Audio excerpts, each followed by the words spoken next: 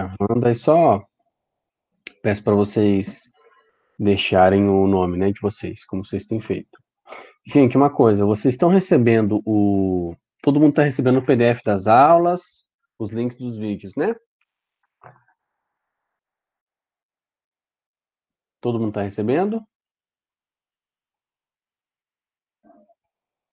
Falem aí comigo, por favor. Alguém não está recebendo os links ou os PDFs?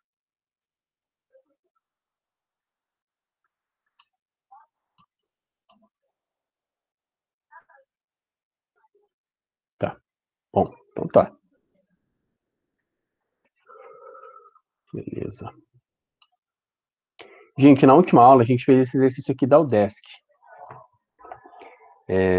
que ele pedia o tamanho desse segmento OQ. A gente fez ele por semelhança de triângulos. Estamos lembrados, gente, dele?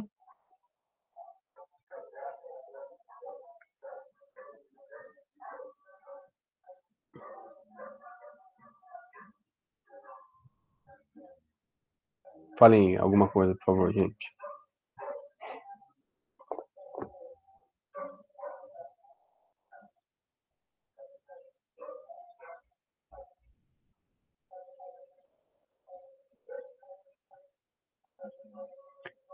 Gente, vocês estão conseguindo enxergar aí?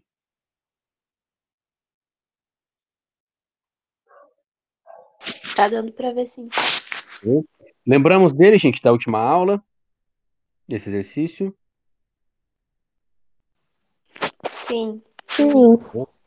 Nós fizemos, gente, a resolução a partir de semelhança de triângulos, tá? Então, nós vimos aqui 3 triângulos. Aqui. O triângulo OQT, OQT, o triângulo OPT e o triângulo OPQ. E eles são semelhantes, né? A partir daí, então, a gente só comparou catetos com catetos e hipotenusas com hipotenusas. Uma dica que eu dou para vocês, gente, olha só. Sempre que você tiver um triângulo retângulo, como esse triângulo OPQ, que é o triângulo maior. Então, a gente tem um triângulo retângulo aqui.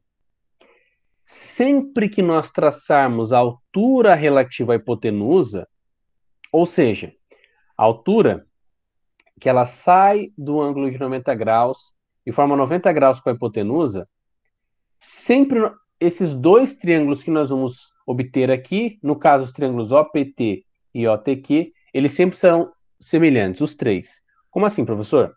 Nós temos um triângulo retângulo aqui, ó, grande, o triângulo OPQ, o maior deles, beleza?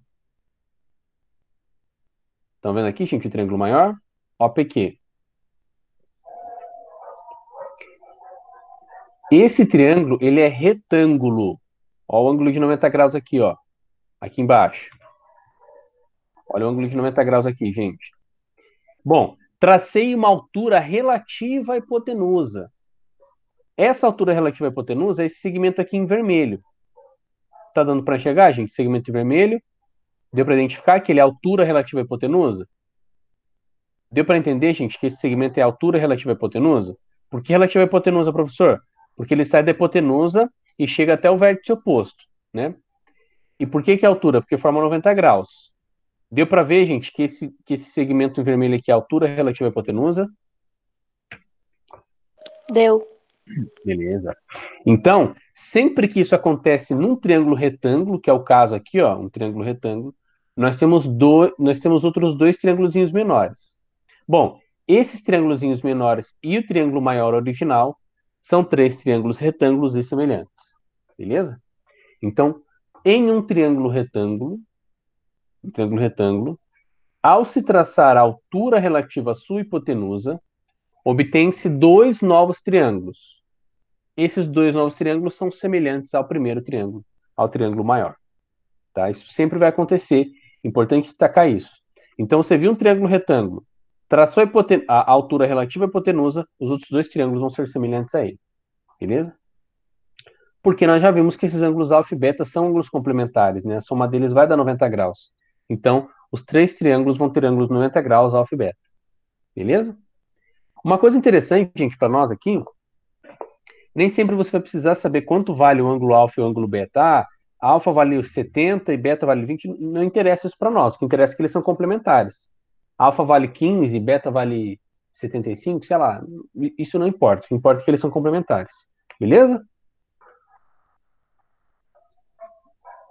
Bom, falamos também sobre esse exercício aqui. Mandei para vocês, gente, o PDF, mas eu vi que eu fiz um erro gráfico aqui nessa resolução.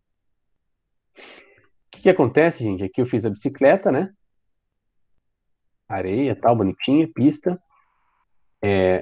Deu para lembrar disso aqui, gente? Que são 3 voltas que a gente deu com a roda. Deu para lembrar isso aqui sobre a orla, a pista ali da orla. Isso aqui, gente, são 3 comprimentos, lembramos? Como se eu tivesse pego aqui um barbante, desse a volta na roda, aí esse barbante eu estendi aqui, deu uma volta. Estendi de novo, deu 2 voltas. Estendi de novo, deu 3 voltas, tá? Eu só coloquei esse aqui em amarelo no meio para dar para destacar bem que são 3 voltas, né? Mas lembramos disso aqui, gente? Lembramos? Deu para pegar? Beleza. Aí, gente, eu só fiz um pequeno detalhe, né? Assim, que depois eu fui observar. A bicicleta, no caso, ela não anda sobre a água, né? Aí eu coloquei aqui a partida e chegada, mas eu coloquei como se fosse na água, né, gente? Aí só depois vocês imaginem que aqui a gente tem uma pista, na verdade, né, na água. Ou eu deveria ter colocado a partida um pouquinho mais para cá, né, assim, saindo, vou colocar aqui de caneta, saindo daqui talvez, né? Então, falhas técnicas aí. Depois vocês só corrijam esse detalhe que eu fui. Depois que eu mandei para vocês que eu vou observar, né? A bicicleta, no caso, ela não anda em cima do mar, né? Então, detalhes aí. Mas beleza, então, o que interessa para nós é que nós queremos saber quantas voltas a roda vai dar para a gente percorrer um trajeto de 900 pi metros. Tá bom? Bom, o comprimento de uma roda é dado por 2πr. Lembramos disso, gente? Comprimento da circunferência. Tudo bem?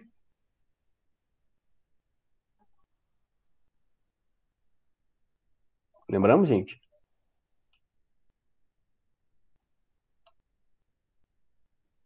Comprimento 2πr, tranquilo?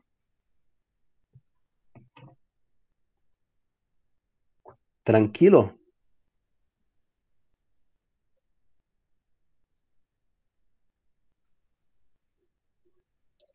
Gente, fala alguma coisa aí, por favor. Lembramos disso aqui, gente? Comprimento da circunferência? Sim, tranquilo. Beleza. Olha só. Pensa aqui um pouquinho comigo, gente. 2πr significa 2 vezes π vezes r. Beleza? Então, gente, 2, ó, vou colocar aqui, ó, aqui em cima. Comprimento é igual a 2 vezes π, vou colocar um pontinho, tá, gente? Vezes π vezes R. Não reparem a letra não, gente, que eu sou canhoto e estou escrevendo com a mão direita. Então, não está muito ajudando. Gente, vocês concordam comigo que a propriedade comutativa aplicada à multiplicação, ela fala que a ordem dos fatores não altera o produto? Vocês concordam comigo?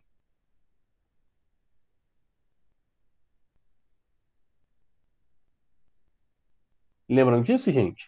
A ordem dos fatores não altera o produto. Virou quase um Sim. mantra, né? Então, vocês concordam que eu posso fazer 2 vezes π vezes r? Eu posso falar que é π vezes 2 vezes r?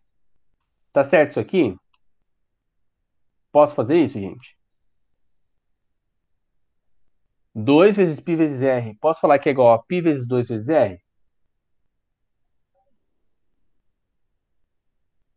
Eu só troquei a ordem aqui dos fatores, ó. Onde estava 2 vezes π, eu fiz π vezes 2. Posso Sim. fazer isso? Só que o que acontece, gente? Ó, π vezes 2 vezes r, vocês concordam comigo? Vou pegar aqui outra cor. Quanto que vale, gente? 2 vezes r. O que é 2 vezes o raio? Diâmetro. É o diâmetro. Então, gente, 2 vezes π vezes r é π vezes 2r, que é π vezes d.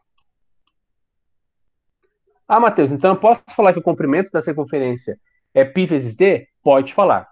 beleza? Ou 2 vezes π vezes o raio, ou π vezes o diâmetro. Dá na mesma. Importante destacar isso, beleza, gente? Nesse caso aqui, Nesse caso aqui, eu fiz 2πr, como vocês estão acostumados, né? 2 vezes π vezes 30 centímetros. Só que se você já viu que o diâmetro é 60, você já poderia ter colocado aqui 60 π centímetros, direto. Por quê? Porque 2πr é π vezes diâmetro, tá bom?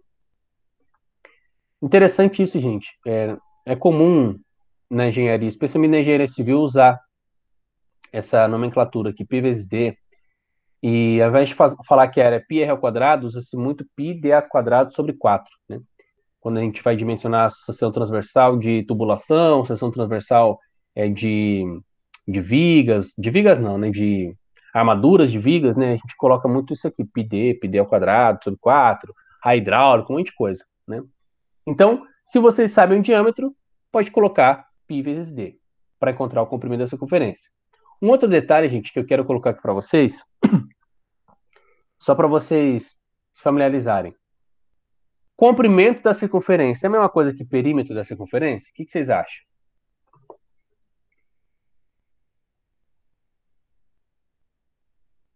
Pode repetir, Matheus, por favor? Posso. Ó, comprimento da circunferência, mesma coisa que perímetro da circunferência? Eu acho que é. Mesma coisa? Todo mundo concorda? Ou alguém discorda?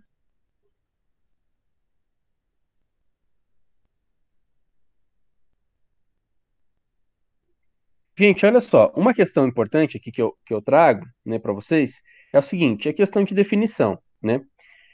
Bom, perímetro, gente, geralmente nós utilizamos quando nós vamos trabalhar com polígonos, tá? Então, geralmente perímetro a gente usa bastante para polígonos. Só que eu tenho visto essa nomenclatura de perímetro da circunferência também, tá bom? Então, não estranhem se vocês virem perímetro da circunferência. Eu tenho visto essa expressão, apesar de que eu utilizo muito perímetro para polígonos. E a circunferência não é polígono, né? Então, eu gosto de usar comprimento da circunferência, mas vocês vão encontrar como sendo perímetro mesmo. Faça essa observação aqui, gente, porque no próximo capítulo, quando a gente for falar de polígonos, a gente vai falar sobre semiperímetro vezes apótema. E a gente vai ver uma relação interessante da circunferência com os polígonos regulares, né? Então, só faça essa observação aqui para vocês, que eu gosto de chamar de comprimento, mas eu tenho visto essa nomenclatura de perímetro também, que para mim, né, a rigor, assim, eu gosto de utilizar mais quando a gente fala de polígonos, né? Mas tudo bem, se você utilizar comprimento ou perímetro entendendo nessa questão de definição, o valor vai ser o mesmo. 2πr igual ao perímetro da circunferência, 2πr igual ao comprimento da circunferência, tá bom? Então, se você considerar que você pode chamar de perímetro um não polígono, tudo bem também. Bom, vamos lá. Eu falo essas coisas de definição, gente, mas o Enem não cobra muito isso não, tá? Só porque às vezes vocês podem achar literaturas diferentes, né? E eu gosto de explicar para vocês para manter um pouco do rigor aí, né, matemático, assim, das definições. Portanto, ao dar uma volta da roda sobre a orla, a bicicleta anda 60 π centímetros. Por que 60 π centímetros? Porque é π vezes o diâmetro. Bom, a orla toda tem um comprimento de 900 π metros. Assim, para encontrar o número de voltas, fazemos a divisão. Qual divisão que nós vamos fazer, gente, agora?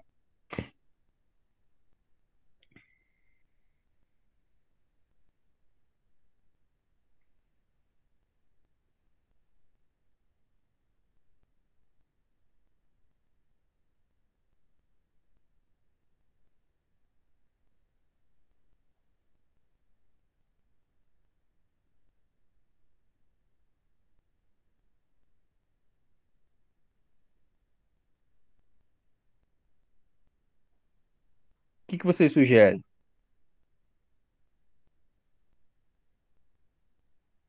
Dividir 900 por 60? 60 não, né? Mas tem que fazer a troca ali do... Opa, 900 π metros, que é o comprimento total, dividido por 60 π centímetros. Beleza, gente? Podemos fazer essa divisão? Sim. Sim.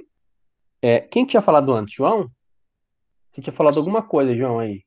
Foi João? Ah, Desculpa, pode falar.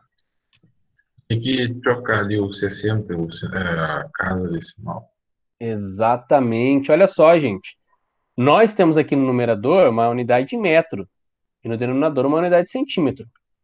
Então, eu coloquei aqui em destaque que as cores indiferentes, ó. 900 pi está em metros, 60 pi está em centímetros. O que a gente faz, gente? A gente tem que transformar para a mesma unidade. Qual unidade? Metro ou centímetro? Tanto faz. Então, se você transforma, por exemplo, tudo para metro, a gente tem 900 pi metros dividido por 0,6 pi metro. Tá? Bom, fazendo essa divisão, cancelamos pi com pi, metro com metro, ficamos com 1.500 voltas. De fato, gente, qual que é o, vamos dizer assim, o chato de fazer essa divisão? É que você vai dividir 900 por 0,6, né, número decimal. Aí você teria que colocar mais um zero aqui de novo, colocar a vírgula depois do 6 e tal. Assim, é possível, não está errado, tá bom? Mas você também poderia transformar tudo para centímetro, beleza? Então, se você transforma tudo para centímetro, você tem 90 mil pi centímetros divididos por 60 pi centímetros. Beleza? Aí sim, a gente cancela as unidades. Opa! Ah, ele saiu fora de ordem, gente, desculpa. A gente cancela as unidades e cancelamos os centímetros, né? Ó, centímetro com centímetro, pi com pi e esse zero com esse zero. Ficamos com 90 mil, aliás, com 9 mil, desculpa, 9 mil dividido por 6, que vai dar 1.500 volts. A mesma resposta, gente, que obteríamos transformando tudo para metro, tá? Então, isso é uma coisa que eu acho importante destacar aqui para vocês. Tanto faz a unidade que você trabalha, né? Veja qual que é mais conveniente. Eu acho, neste caso, mais conveniente trabalhar com centímetro, né? Porque a gente consegue cancelar os zeros e trabalhar só com números inteiros, né? Mas se você trabalhar com metro também não está errado. Gente, alguma dúvida? Alguma consideração? Alguma pergunta?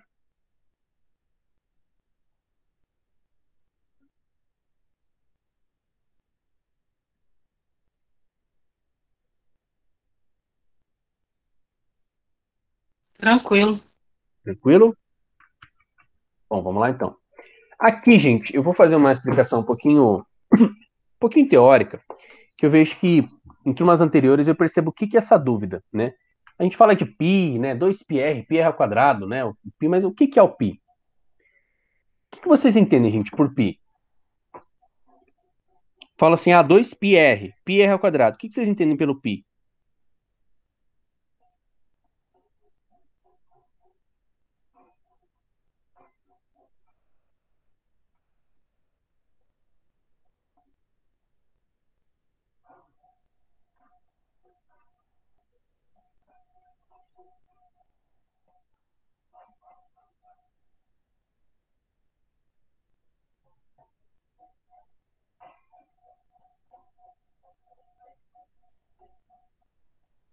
Eu já ouvi a história do Pi, mas eu não me lembro.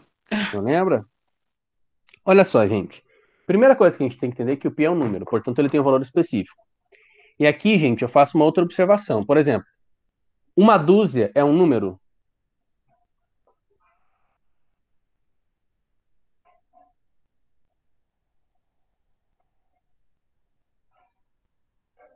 Ela tem referência a um número. É um número, é uma referência a um número. Uma dúzia são 12. Seja uma dúzia de ovos, né, que a gente costuma utilizar bastante para ovos, mas eu posso ter uma dúzia de bicicletas, né? Eu posso ter uma dúzia de carros, claro, não se eu for professor, né? Mas enfim, eu posso ter uma dúzia de canetas, né? Então, eu posso ter uma dúzia de qualquer coisa. Eu acho interessante, gente, esse conceito da dúzia. E geralmente na química a gente usa muito isso para falar do mol, né? Um mol é uma quantidade igual a uma dúzia, só que é uma quantidade muito grande, né? 6,022 vezes 10 a 23, um negócio assim, né? É um número específico, um número delimitado. O pi, gente, ele é um número, beleza? Assim como uma dúzia é um número 12, o pi também ele é um número, ele tem o valor dele, né? Eu coloquei aqui esse valor específico, gente, mas mais à frente eu vou explicar o que eu quero dizer com esse específico, tá? Talvez não tenha sido a melhor palavra, mas foi a melhor que eu encontrei. Bom, ele é um número irracional. Irracional, gente, significa que eu não consigo ter uma fração que seja igual a π. Beleza? Então, não vai ter nenhuma fração que vai me dar o valor, por exemplo, de raiz de 2, raiz de 3, raiz de 5, nem de π, porque todos esses valores são números irracionais. Por ser irracional, existem infinitas casas decimais, ou seja, números depois da vírgula. E essas casas não formam uma dízima periódica, né? Essas casas não formam um período, ou seja, o π, gente, ele não é uma dízima periódica. Nenhum número irracional é dízima periódica. Eu gosto de quero que vocês anotem isso, né? Gostaria que vocês anotassem. Porque, gente, eu vejo que às vezes há dúvidas entre os estudantes sobre o que é dízima periódica, o que não é dízima periódica. Então, vou explicar um pouquinho para vocês aqui, porque sobre dízimas periódicas eu acho que é importante vocês terem uma noção, especialmente para o Enem, tá bom? Então, vou pegar aqui alguns exemplos de dízimas periódicas. Olha só. 2,3333333. Essa dízima periódica é 7 terços. Se você tiver aí, gente, com uma calculadora no seu celular, no seu computador, faça essa divisão aí. 7 dividido por 3. Veja se não vai dar esse resultado. 2,333 e tal.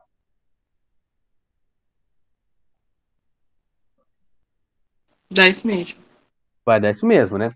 Bom, se eu pegar, gente, 191 e dividir por 333, também eu vou ter 0,573, 573, 573, 573. E se eu pegar e dividir, gente, 82.793 por 99.000, eu vou obter 0,836292929. 29 e tal. Bom, eu falei que os três são exemplos de dízimas periódicas. Mas vocês concordam comigo, gente, que esses três exemplos aí são dízimas periódicas ou não? Algum deles não é?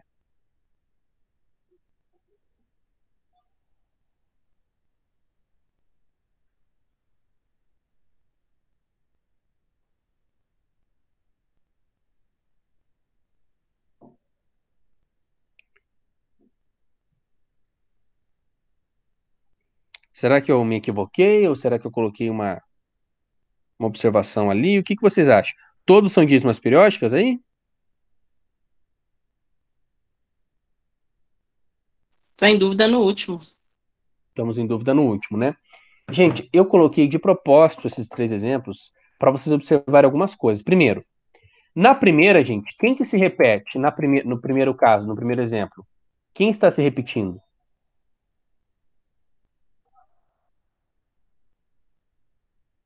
Qual é o algarismo que se repete? 3. O 3. Então, nós falamos que o período dela é 3. Beleza?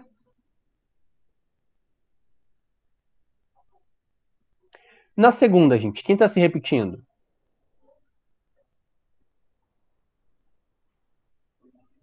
573. 573. Então, o período é 573. E na terceira, gente, quem que está repetindo?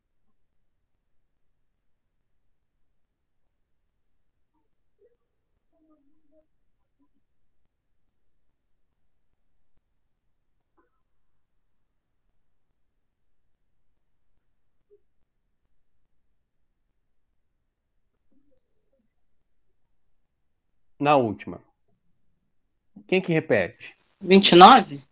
O 29. Então, o período é 29. Beleza?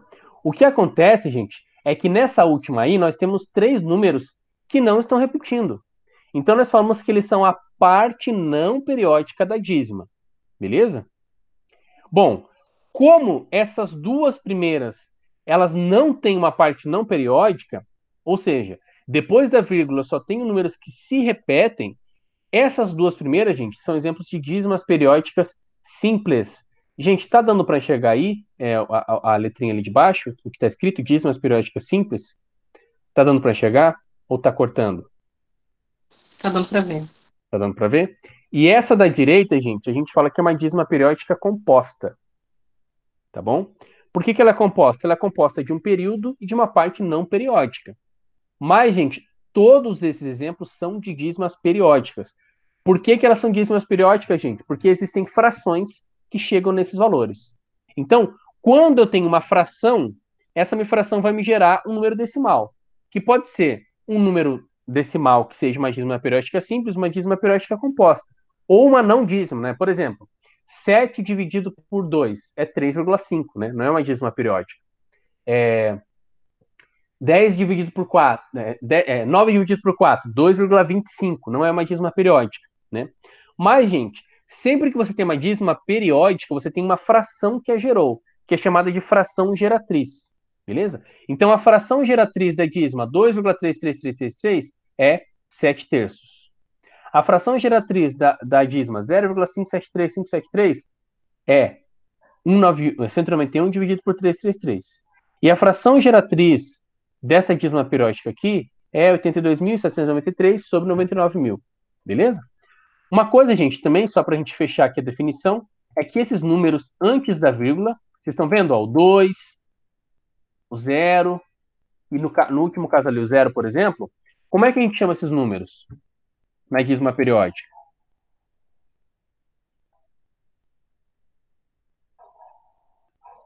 O que vocês acham?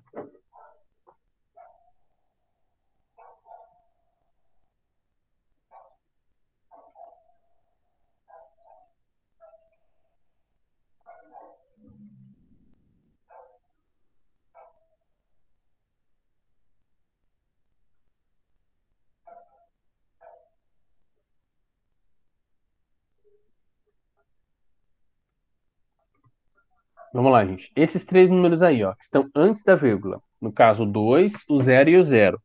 Como que nós chamamos esses números aí? Eu não lembro.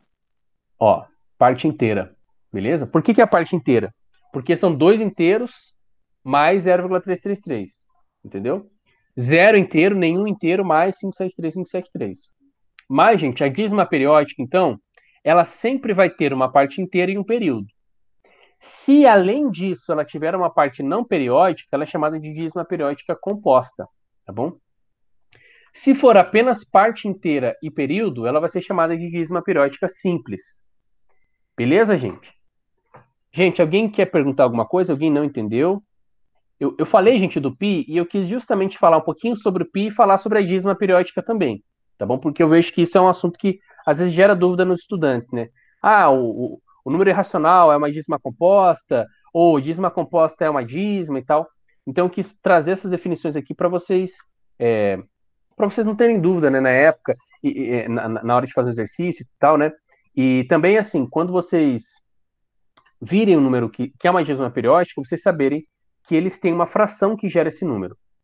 Beleza? Sempre, sempre, sempre vai ter uma fração que vai gerar uma dízima periódica. Gente, tudo bem aí? Podemos continuar? Alguma dúvida, alguma consideração?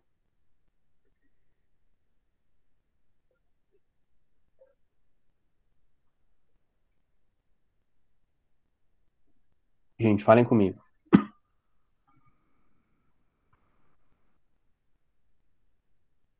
Acho que é o frio, Matheus. É o frio? Ah, então tá. Ó, então destaquei aqui a diferença entre as dízimas periódicas e não simples e dízimas periódicas compostas. Sempre que nós tivermos uma dízima periódica, gente, ela vem de uma fração, ou seja, fração é um número racional, né? Numerador e denominador sendo números inteiros, ela é um número racional. Então, esses três números aqui, gente, 7 terços, 191 sobre 333 e 82.793 dividido por 99.000, esses três números são números racionais, não é o caso do pi. O pi é irracional. Então, o pi, ele é uma dízima não periódica, tá? Não se sabe, gente, e nunca se saberá o valor de todas as suas casas decimais, pois elas não são período. Como assim elas não são período? Elas são aleatórias. Por exemplo, nesse caso aqui, ó, a gente conhece todas as casas decimais da fração 7 terços. Todas elas são iguais a 3. Nós conhecemos todas as casas decimais da fração 191 sobre 333. Elas são iguais a 573, 573, 573. Só que no pi a gente não conhece todas. E a gente nunca vai conhecer, porque são infinitas e são, vamos colocar entre aspas aqui, aleatórias. Curiosidade, gente, tem grupos de estudos para ficar encontrando as casas decimais, né? Então são grupos aí de pessoal da matemática, da ciência da computação e tal. E até 2013, não sei se é o dado mais atualizado, mas foi o mais atualizado que eu encontrei, chegaram-se a 8 quatrilhões, ou seja, 8 mil trilhões de casas. Sim, depois da vírgula. Eles colocam hoje, claro, né, softwares para rodar isso aí, né, e fica rodando vários dias o computador para chegar nessas casas, né? E aí existem esses grupos de estudo aí que ficam fazendo isso, alguns a título de curiosidade e outros como pesquisa mesmo, né? Pesquisa de valores numéricos e tal, né? Utilizado na matemática de nível superior. Mas hoje a gente encontrou, hoje sim, até 2013, pode ser que tenha se encontrado mais, 8 quatrilhões de casas decimais. Como vimos, gente, o π, o comprimento da circunferência é 2πr, ou seja, π vezes d. Isso quer dizer o seguinte: em qualquer circunferência, π é a razão ou o quociente da divisão entre o seu comprimento, que eu já falei, né, comprimento ou perímetro, expliquei para vocês o que a diferença, assim, a definição, né, de perímetro e de comprimento, e o seu diâmetro. Quer dizer, gente, que se eu dividir o comprimento da circunferência pelo seu diâmetro, eu vou obter π. Beleza? Porque o comprimento é π vezes d. O que nós fizemos aqui nesse caso, gente? Nesse caso, eu simplesmente passei esse C, aliás, eu passei esse D, que estava multiplicando pelo π, eu passei ele para o outro lado, dividindo. Beleza? Então, ele estava multiplicando pelo π. Eu passei ele dividindo pelo C. Tá bom? Então, se C é igual a π vezes D, π é igual a C dividido por D. Ou seja, comprimento é igual a π vezes D, diâmetro, então π é igual a comprimento dividido pelo diâmetro. Beleza? Volto a falar, gente, comprimento ou perímetro, né? Já fiz as considerações sobre isso anteriormente. Bom, uma coisa interessante, gente, é que é qualquer circunferência. Não importa o tamanho da circunferência. Sempre que você dividir o seu comprimento pelo seu diâmetro, vai ser o valor de π. Então, daí que nasce o π, gente. O π ele nasce dessa relação entre o comprimento de uma circunferência qualquer e o diâmetro dessa circunferência. Beleza, gente? Deu para pegar de onde que veio o π? Deu para lembrar um pouquinho sobre dízima periódica? Como é que tá aí?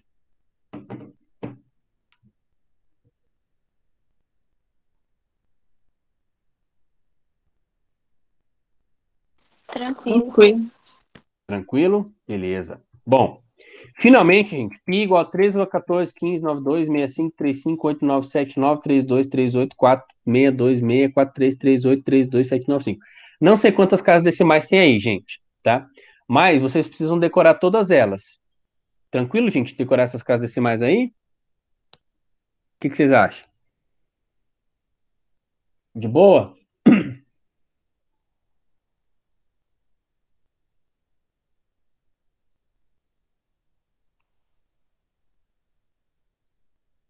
Próxima aula, posso perguntar então?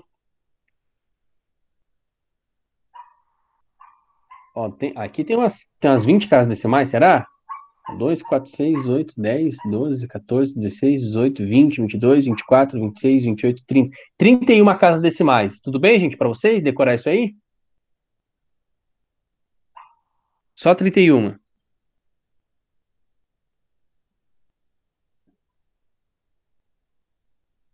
Gente, falem comigo. É uma brincadeirinha só, mas falem comigo. Dê uma risada, entendeu? Fala alguma coisa. O pessoal tá falando no chat. Gente, eu não tô lendo o chat, tá? Tô aqui com a tela aberta, não tô conseguindo enxergar o chat. O que acontece, gente? Uma coisa que eu quero que vocês observem aqui, né, nessas 31 casas decimais, é que, como eu falei com vocês, não existe período aqui. Como assim? Os números, eles não têm em nenhum momento um padrão que se repete. Ó, 14, 15, 9, 2, 65, 3, 5, 8, 9. Aí depois do 9 aqui tinha sido 2, já não é o 2 de novo. Aí aparece o 7, 9. Aí depois do 9 tinha sido 2, aqui aparece o 3. Então, vocês estão vendo que ele não é um período, né? Tem números, ó, 3, 3, por exemplo, se repete uma vez. Depois aparece 3, 2. Então, isso é um exemplo de uma dízima não periódica, né? Isso aqui não é um período. Não é uma dízima periódica. Mas, gente, para nós é suficiente lembrar que π é aproximadamente igual a 3,14. Não é necessário ficar decorando, memorizando as demais casas de π, tá bom? Se você lembrar que π ele é aproximadamente 3,14, tá bom. Tá bom? Não precisa ficar preocupado em saber muito mais do que isso, não. Porque geralmente os exercícios, gente, quando eles pedem para nós arredondarmos, ou eles falam para arredondarmos para 3,14, ou arredondarmos para 3,1 ou às vezes até para 3. Então, se você lembrar que π é aproximadamente 3,14, está ótimo. Coloquei aqui, gente, com muita ênfase, esse sinal aqui, ó. Esse igual com esse tiozinho em cima. Quer dizer que aproximadamente, tá? Ou seja, o π não é igual a 3,14, ele é aproximadamente igual. Tá? Não é a mesma coisa, não. Tá bom? Então, falei um pouquinho sobre π, falei um pouquinho sobre dízima, que eu achei relevante, porque às vezes eu percebo nas turmas que o pessoal faz as contas, utiliza lá o π, mas não sabe o que é, né? E alguns, justamente por não terem feito essa associação antes, né, do que é o π, e acabam se confundindo, né? E eu também quis colocar a dízima periódica, porque eu acho que é um assunto importante para o Enem, e que eu vejo também que há muita dúvida sobre isso, beleza? Bom, vamos então para mais um exercício. Considere o setor circular de raio 6 e ângulo central 60 graus da figura abaixo. Se P e Q são pontos médios, respectivamente, de OS e OR, então o perímetro da região sombreada é quanto? E aí?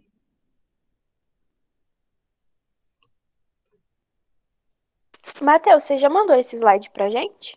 Mandei no escolar na terça-feira. É porque eu não achei essa explicação sobre o pi. Não?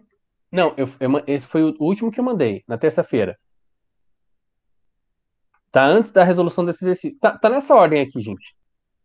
Tem esse exercício, aí a explicação sobre π e depois o próximo exercício. Tá bom?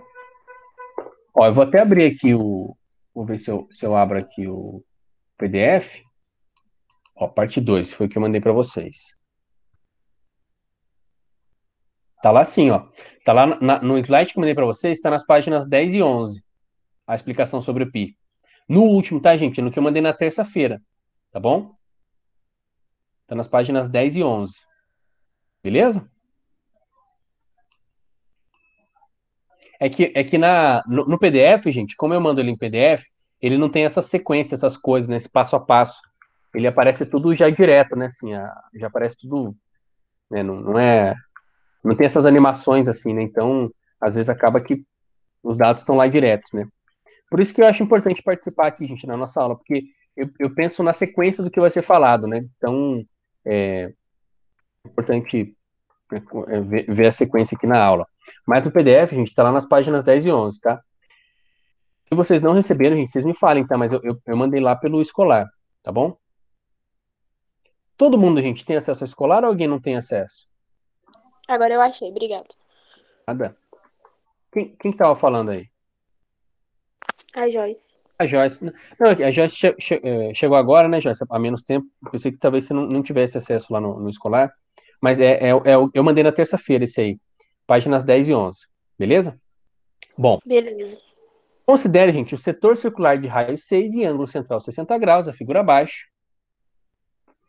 Se P e Q são pontos médios, respectivamente, de OS e OR, então o perímetro da região sombreada é quanto? Olha só, gente, ele utilizou aqui essa expressão perímetro, né? E não, a gente não está falando de um polígono, né? Essa região aqui, ela é uma região que ela não é de um polígono, ela é uma região de um setor circular, né? Então, mais uma vez, aí é um exercício que utiliza essa nomenclatura de perímetro, tá? Não tem problema. Então, se o exercício está usando, a gente considera como sendo perímetro mesmo o comprimento dessa região. Opa! E aí, gente, quais são as sugestões de vocês? Ô, Matheus, que bom que você está fazendo essa, porque eu também tive bastante dúvida nela, né? No sentido de resolver. Eu consegui achar 2π mais 6, mas o gabarito não é esse, então já sei que eu errei. Hum, E eu pensei assim, o 60 é igual ao SR dividido por 2. Mas eu pensei que ele também fosse igual ao PQ dividido por 2, embora visualmente eu saiba que não ficou muito legal isso. ó, E aí cuidado, eu não consegui tá? Pode resolver. falar. Ó, Não, foi isso. Eu acho que eu errei aí. Eu queria bem saber como é que desembola mesmo. cuidado, Simone. Olha só. Ih, gente, aqui ele saiu já tudo de uma vez. Tá. Nesse caso, gente, a gente tem um caso de setor e coroa circular. Por que setor e coroa circular? Porque, vou pegar aqui uma caneta, ó. Se eu tenho, por exemplo, um setor circular de 60 graus, eu tenho um pedaço da pizza aqui, ó. Ficou horrível o desenho, tá, gente? Mas isso aqui é um setor circular de 60 graus. Beleza? Finge que No esse triângulo aqui é caso, 60 graus. o setor que você está falando é a parte branca, não a cinza, né? Então, aí que tá, Simone. Eu tenho dois setores. Tanto a parte Aham. branca sozinha é o setor circular. Qual é o setor circular? O setor circular que. Vou colocar aqui cor da tinta verde. Essa parte branca seria o setor circular se eu continuasse aqui esse círculo aqui, ó, tá vendo? Esse círculo pequeno. Então, essa parte branca seria um setor circular. Porém, Simone, se a gente continuasse aqui com a circunferência maior, ó, essa aqui em vermelho, ó, se nós continuássemos com ela aqui, ó, tá vendo? Então, essa parte branca mais a parte cinza representa o setor circular do círculo maior. Beleza? E essa parte branca apenas representa o setor circular do círculo menor. Então, se Ah, nós entendi. prolongarmos aqui essa circunferência aqui vermelha, né, e fizermos o círculo, né, esse setor circular branco mais o cinza, essa parte branca mais essa parte cinza sombreada, representam o setor circular deste círculo grande. Mais essa parte branca apenas representa o setor circular do círculo pequeno. Beleza? Então, essa é a diferença entre as duas. Vou apagar aqui. Tá. Então aí, por exemplo, o menorzinho vai ter o raio 3 e a maior vai ter o raio 6. Exatamente. Olha só. Ah, tá. Esses raios aí, eu vou até colocar mais à frente, né? Eles vão aparecer. Mas, gente, um setor com 60 graus, ele representa qual fração de um círculo? Ele representa qual parte de um círculo? 90 graus é um quarto de um círculo. É um sexto. E 60 graus, exatamente, é um sexto, né? Aqui, gente, ele saiu fora de ordem, tá? Me desculpem. Ó, um sexto aqui, ó. 60 graus sobre 360 graus é igual a um sexto. Beleza? Vamos calcular, então, os comprimentos dos arcos RS e QP. Ora, o arco RS, gente, ele tem... a gente viu que esse raio aqui em vermelho tem 6. Só que P e Q são pontos médios do OR e do OS. Então, esse arco aqui PQ, o raio dessa circunferência vale 3. Bom, vamos calcular o comprimento dos arcos, então. O arco RS é a mesma coisa que 2πr dividido por 6. Por que 2πr dividido por 6? Porque, gente, ele vale um sexto. A gente já viu aqui, ó, um sexto da circunferência. 60 graus é um sexto da circunferência. Então, a gente vai fazer o comprimento da circunferência toda, que é 2πr, dividir por 6. Chegamos a 2π. E o menor ali, gente, mesma coisa. 2πr dividido por 6, que vale π.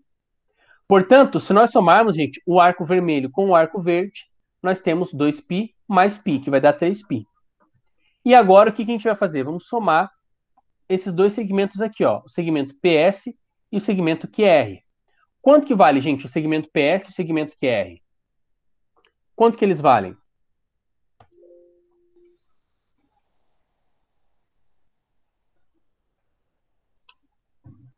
É 3? Eles valem 3. Por isso que quando a gente soma os dois, a gente tem 6, né? Beleza?